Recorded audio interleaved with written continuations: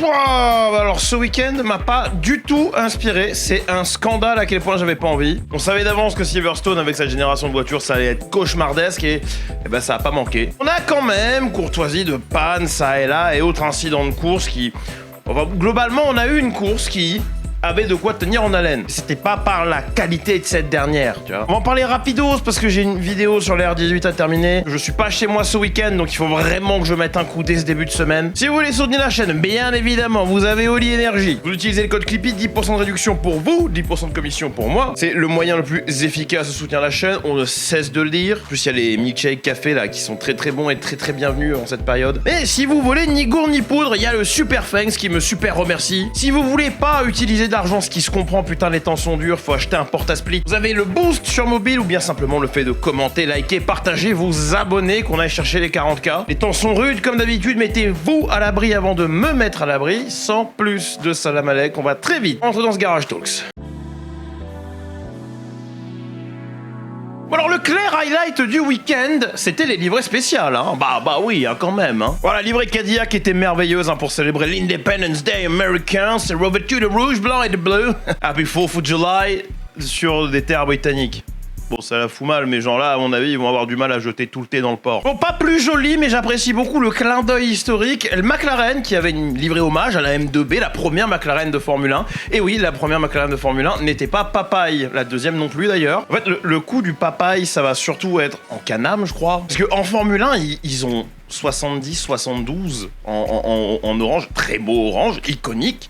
Ah, je crois, est-ce qu'ils avaient pas fait de l'Indy? Est-ce qu'ils avaient pas une voiture d'Indy orange aussi chez McLaren? Mais dès 72, 73, hein, dès qu'en gros ils ont eu Yardley comme sponsor on-board, la voiture était majoritairement blanche. Après Yardley, ils ont été sponsors Marlboro jusqu'en 97 où ils seront remplacés par West, qui est un autre tabagiste. Et après il y a eu toutes ces histoires de pas de tabac en Formule 1, du coup ça va devenir Vodafone, ils vont pouvoir garder comme cette identité grise, argentée, empruntée à Mercedes parce qu'il y avait un partenariat très soudé entre McLaren et Mercedes à l'époque. Après, ils vont avoir beaucoup moins de sponsors quand ça va être la période McLaren, Honda. Et les voitures vont être très belles, je trouve, au niveau des livrées. Surtout dans le détail.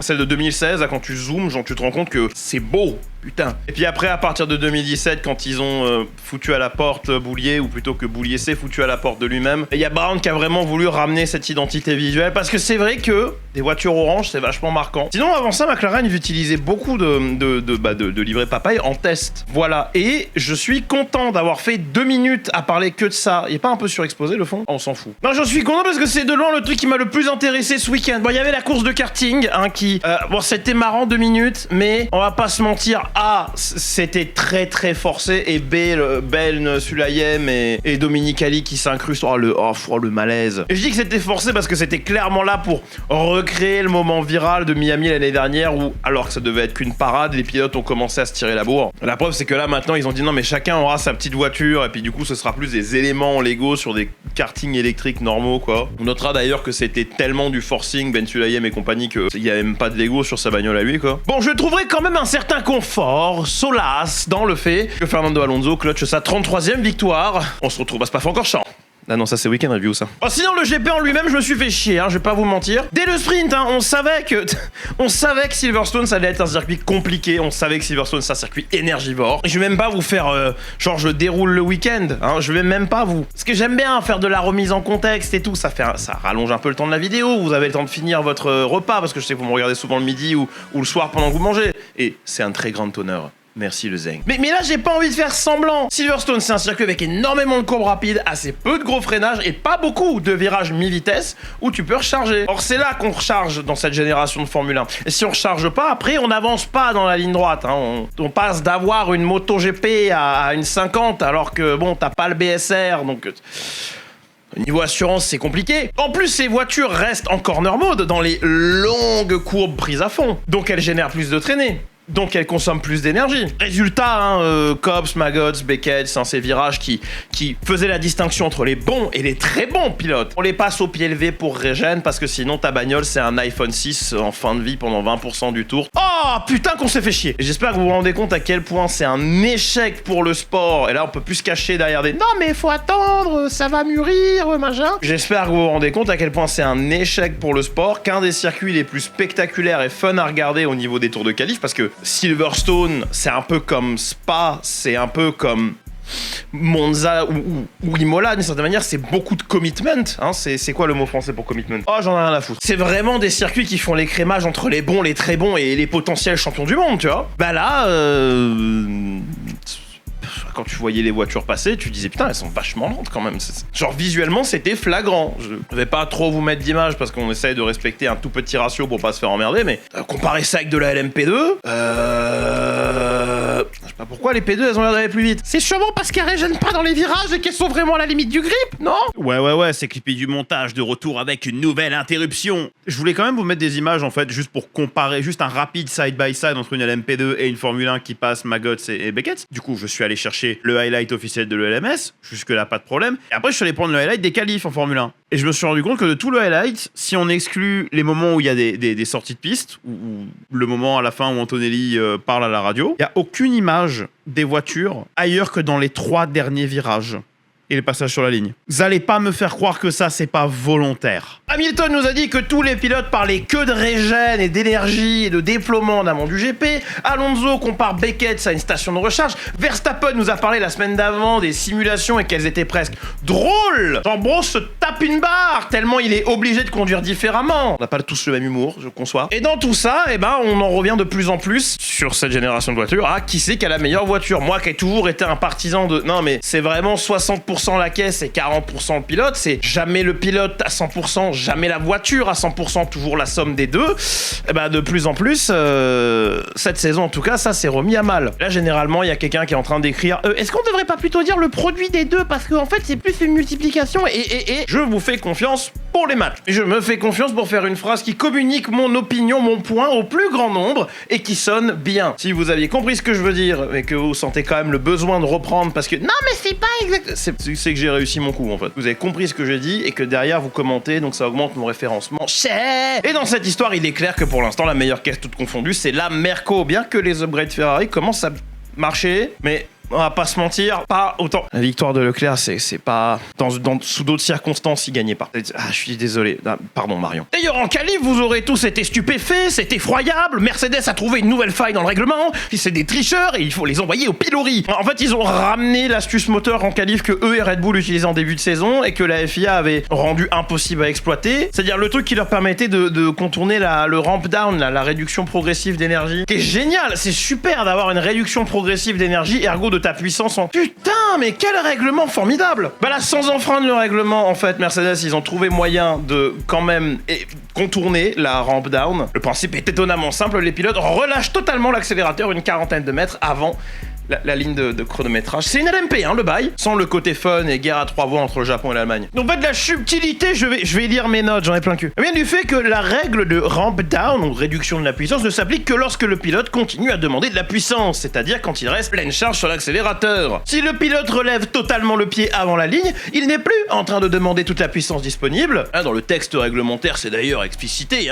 si la If the driver power demand is negative, dans cette situation, le système n'est plus obligé de respecter la rampe de décroissance des 50 kWh. T'as l'impression de travailler chez EDF ou pas là? Donc la strat, c'est la suivante, vous restez à 350 kW le plus longtemps possible dans la dernière accélération, profitez de cette pleine puissance là où elle apporte vraiment de la vitesse, puis relevez le pied avant la ligne, ce qui désactive l'obligation de ramp down. Voilà, je vous laisse essayer ça pour votre prochaine course en ligue sur Formula One insérée l'année ici. Résultat, la voiture conserve sa pleine puissance électrique jusqu'à la ligne, exactement comme faisait l'ancienne astuce, et cette fois-ci en se conformant totalement aux règles, à ce que demande la FIA, quoi. Bref, on se fait chier parce qu'un tour qualif, c'est censé être moi à fond tout le temps, en fait.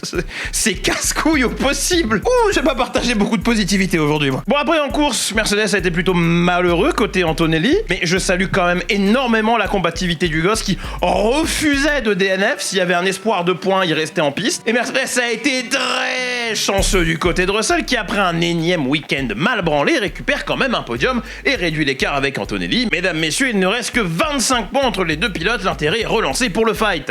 Jusqu'à ce que Russell ait une panne et que Kimi remette 25 points et que là du coup il y a 50 points d'écart, mais en vrai, entre les nombreuses pannes mécaniques Mercedes et le fait que Ferrari commence à arriver en embuscade, on n'est pas à l'abri de s'amuser un peu au niveau statistique sur les graphiques, parce qu'il y aura des gros swings de points. Et peut-être sur quelques circuits qui s'iront beaucoup mieux à la réglementation aussi. C'est pas impossible. Bon, pas le prochain parce qu'on va à Spa. Ça va être horrible. Ah oui, vous allez sûrement me demander mon avis sur l'histoire de safety car à la fin, parce que genre il y a des gens qui voient une controverse incroyable. C'est un nothing burger, on s'en bat les couilles. En fait, le message safety car in this lap a été envoyé trop tôt dans le système informatique. Que ce soit par erreur humaine ou par bug, parce que le système est automatisé, c'est pas très important finalement. On finit sous safety car parce que la procédure pour permettre aux pilotes qui ont un tour de retard de revenir dans le tour du leader, elle était pas finie. Et tu peux pas relancer la course pendant que eux, ils sont en train de cravacher pour revenir dans le field. C'est pas Formula One, insérer l'année en cours, justement, Codemaster. Pour être honnête, je pense que les gens qui veulent en faire une controverse, les gens qui insistent dessus, c'est les mêmes gens qui sont très mécontents d'un événement qui a eu lieu en décembre 2021. Et j'en ai plein la rate de donner de l'attention à ça. C'était il y a 5 ans, on vous a déjà dit que c'était pas normal, même moi qui suis fan de Red Bull Racing, j'ai expliqué plus d'une fois. Ouais, c'était un moment énorme, c'était une erreur, y a rien qui allait ce soir-là. Je suis content du résultat, mais effectivement, ce n'est pas normal. Mais trouver la paix, c'est quelque chose d'extrêmement compliqué. Même si on vous a déjà donné raison, je suis navré de vous le dire, le résultat ne sera jamais inversé, peu importe combien de fois vous pointez du doigt qu'une course a fini sous safety car. Verstappen reste donc bel et bien champion du monde 2021, que ça vous fasse chier ou pas. Et avec la gueule qui tire, 2026 pourrait bien être sa dernière année dans le sport. Bon, cette saison, elle est dure si vous êtes fan du sport en général, elle est peut-être encore plus dure si vous êtes fan Red Bull Racing ou Verstappen. Même si le GP d'Autriche vous a peut-être donné un peu de baume au cœur, Verstappen est P7 au général et ma vénérée, adorée Red Bull n'est que P4 au championnat constructeur. Silverstone, ça a même pas été un retour à la réalité, même pas un réveil, ça a juste été un froid constat en fait. Parce que c'est pas juste Max dans le bac à gravier, hein. C'est le tout, c'est le sport là qui va mal. Le sport est devenu quelque chose qui ne plaît pas aux pilotes, l'audience elle bat de l'aile, il y a un désintérêt de beaucoup vis-à-vis du sport et de ce règlement, vous êtes nombreux dans le commentaire à me partager ce désarroi, comme quoi vous attendez un retour à des règles plus normales pour revenir. On a le WEC qui va de force en force et qui attire de plus en plus de constructeurs et de pilotes, et au milieu de tout ça, on a un Verstappen qui, là ça a l'air beaucoup plus tangible que d'habitude, les rumeurs de départ. Et on parle pas de quitter l'équipe, on parle de quitter le sport, à mon humble avis. Et quand on parle de ça, il y a toujours des Jean-Michel, je refuse de comprendre parce que bon, moi je l'aime pas. Et en un seul mot, c'est un sacré nom de famille. Ils nous disent, ouais, mais Verstappen, il est pas au-dessus du sport, hein. S'il part, tu crois qu'il va se passer quelque chose? Non, rien du tout, rien, c'est rien. Vous sous-estimez tellement l'impact que ça peut avoir un gros nom d'un sport qui quitte le sport en question. Ne serait-ce que Verstappen qui quitte Red Bull, le shift marketing, le shift médiatique vers l'équipe qui va rejoindre, il va être immense. Mais alors un pilote qui se barre parce que les règles l'emmerdent en grande partie et qui choisit d'aller rouler ailleurs, ah mais le shift marketing et médiatique, il va être insane. Je dis pas que la Formule 1 va jamais s'en relever, ça a jamais été la question. Je dis qu'un pilote qui se barre comme ça pour ces raisons-là, c'est d'autant plus sismique quand c'est un quadruple champion du monde. Selon GP Blog Pays-Bas, c'est désormais certain que Verstappen pourrait activer sa clause perfo. On rappelle que la rumeur la plus persistante, parce que moi j'ai pas les contrats sous les yeux, hein, c'est que s'il est pas P2 ou P3 au général à la pause estivale, il peut activer la clause, ce qui veut dire qu'il est agent libre pour l'année prochaine. Mathématiquement, il peut plus être P2 ou P3. Donc on est sûr qu'il pourra l'activer. Plutôt quasi sûr. À moins qu'en fait c'était giga large et c'était top 5 championnat et là peut-être. Je serais surpris. Je serais surpris vu les demandes... vu les demandes du bourg et vu comment son clan il cède pas. Je serais surpris. Et en parlant de son clan, hein, de tous les gens qui l'entourent et qui, du coup, ont un poids au sein de Red Bull, hein, mine de rien, selon le Télégraphe et des photos que j'ai vu relayer un peu partout qui ont... Théma la gueule de cette photo, ça a la même vibe que genre quand le clan Verstappen voulait voir Horner dehors, quoi. L'ambiance au sein de l'équipe pourrait... être relativement mauvais, ça se détériore vitesse grand V. Parce qu'apparemment, Max, en interne, refuse de déclarer clairement à l'équipe que oui, il sera là l'année prochaine. Il reste vague, ce qui garde ses options ouvertes, c'est normal. Ajoute à ça le fait qu'Ouaché maintenant fait de la rétention d'infos avec Jean-Pierre Lambiassé, l'ingénieur de Verstappen, parce que ce dernier part chez McLaren. Ajoute à ça le fait que GP justement se barre chez McLaren, ce qui peut-être pèse beaucoup dans la balance pour Verstappen, parce qu'il l'a déjà dit plus d'une fois, la relation qu'il a avec GP est largement plus grande que le cadre professionnel, et peut-être qu'il se voit pas continuer l'année prochaine sans lui. Et là, il y a des gens qui ont peut-être remettre sur le tapis toute cette discussion autour de McLaren et de la possibilité de Verstappen là-bas. Je vois pas le bail se faire, encore une fois. Je vois pas pourquoi Verstappen irait dans une équipe qui, factuellement, là, maintenant, tout de suite, a pas plus ou moins de moyens que Red Bull pour redresser la barre. Mais la question reste, comment tu retiens le gars chez Red Bull ou dans le sport tout court? Tout commentaire narquois mis de côté, je vois pas pourquoi il voudrait rester, même si l'année prochaine, la répartition de l'énergie est mieux pour la course en général. Parce qu'il a pas le même regard, il a pas la même attitude quand il parle d'une autre catégorie de sport automobile où il s'amuse vraiment. Quand il parle de GT3, quand il parle d'endu, il est beaucoup plus vif, actif que quand il parle de Formule 1. Il l'a déjà dit, il a fait ce qu'il voulait faire ici. Il voulait être champion du monde une fois. Oui, il y en a 3, c'est des bonus. Hein. Puis une seconde place au général l'an dernier, et puis là, ça commence à être frustrant. Alors que s'il a déjà achevé tout ce qu'il avait achevé, qu'il veut pas se limiter à la monoplace, il veut vraiment continuer à faire du GT3, aller en WEC et faire du Super GT, bah, qu'est-ce qu'il retient ici, honnêtement? Je préfère pas trop y penser pour l'instant. Moi, je pense que c'est vraiment la fin. Je pense qu'il se barre à la fin de cette année. C'est mon petit 4 sous dessus. C'est pas une prédit, c'est ce que je pense. Mais je préfère ne pas trop y penser. Son crash à Silverstone, là, et celui de la qualif en Autriche, apparemment, c'est un défaut du système d'aileron arrière mobile. Apparemment, l'aileron se referme pas exactement comme il faut. Voilà. Il y a des gens qui semblent ne pas y croire. Vous faites ce que vous voulez, moi c'est pas mon boulot de vous convaincre. D'ailleurs, Red Bull songe à ne pas utiliser l'aileron arrière flip-up ou Macarena ou upside down, comme tout le monde semble... Personne n'est d'accord sur la nomenclature, mais bref, leur aileron arrière mobile tel qu'il est, ils comptent ne pas l'utiliser à Spa. On sait que Red Bull travaille d'arrache-pied pour redresser la barre. Et c'est pas juste pour convaincre le furieux, hein, c'est une organisation qui veut gagner, c'est normal. Il y a un gros rebuild à refaire pour Red Bull, et c'est certainement quelque chose sur lequel je vais me passionner pour les années à venir. Et si, pour sûr, cette année, le mieux qu'on puisse espérer, c'est fringe de top 3, voire peut-être même P3, c'est pas grave. C'est pas grave. Quand on est supporter dans la victoire comme dans la défaite. Je connais des gens qui ont soutenu les Lakers après Kobe, qui continueront de soutenir après LeBron. On n'est pas à l'abri d'avoir une ou deux belles surprises avant le grand air de la diva. S'il se barre, tu peux être sûr qu'il va pas emporter, genre diviser tout le fandom avec lui, mais il y a des gens qui sont fans de lui qui auront peut-être plus d'intérêt pour la Formule 1 à la seconde où il va se barrer. Et c'est ok. Par contre, il est certain que l'impact qu'il va avoir, peu importe dans quelle catégorie il court derrière, que ce soit de la Super GT, Super Formula, Stock Car Brésil. J'adore. Bref, peu importe là où il va ramener beaucoup de gens, il va ramener beaucoup de regards. Alors là, les gatekeepers ont déjà les genoux qui grincent, mais ce sera super intéressant à suivre quoi qu'il arrive. Et moi, je me passionnerai, comme je l'ai dit, pour le rebuild de l'équipe et pour le championnat à l'intérieur du championnat. Celui qui, de toute façon, a déjà toute mon attention. Qui sait qui va finir P10? Et pour l'instant, c'est Aston Martin qui mène. Je croyais en vous. Merci beaucoup d'avoir regardé cette vidéo jusqu'au bout. Genre, je suppose qu'elle est un peu plus courte et pas forcément super intéressante. J'ai du mal à me passionner pour le sport ces derniers temps. Il y a plein de gens qui m'ont proposé plein de trucs sur Twitter. C'est très gentil. C'était juste moi qui extériorisais. Je cherche pas de conseils. Je ne cherche pas genre à bouger ça dans une autre direction. J'ai une idée relativement clair sur la direction de la chaîne de toute façon et je m'inquiète pas et vous devriez pas vous inquiéter non plus. De toute façon, je ne suis que du contenu de consommation. J'ai encore du taf sur le car, sur la Audi R18. Il y a des rigolos qui ont dit Renault R18.